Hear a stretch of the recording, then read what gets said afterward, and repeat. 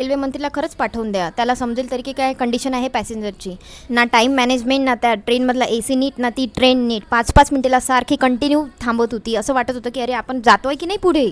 त्यात आमचं side birth होतं, अप्पर आणि लोअर. आता बाजूच्या काकूंना आम्ही रिक्वेस्ट केली होती, यांनी खूप प्रेमात रिक्वेस्ट केली होती की काकू तुम्हाला जमेल का. आता मी त्या काकू तुम्हाला पुढे व्हिडिओमध्ये पण दाखवेल की तुम्ही इथे झोपू शकाल का. ऑब्व्हियसली एक सिंगल माणूस तिथे झोपू शकतो, पण इतक्या छोट्या बाळाला घेऊन झोपणं म्हणजे खूप जास्त. मला तर खूप कठीण गेलं, मी तर झोपूच शकली नाही.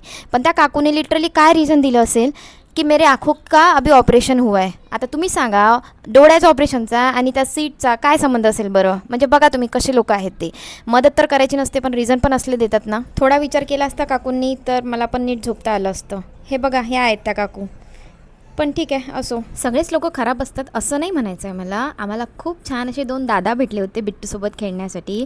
बिट्टू खूप मस्ती करत होता. आता मला त्या दोघांना बघून तर टेन्शन आलं होतं. म्हटलं बापरे, हे तर त्याच्यापेक्षा पण डेंजर आहेत. इतकी मस्ती करत होते ना, म्हटलं आता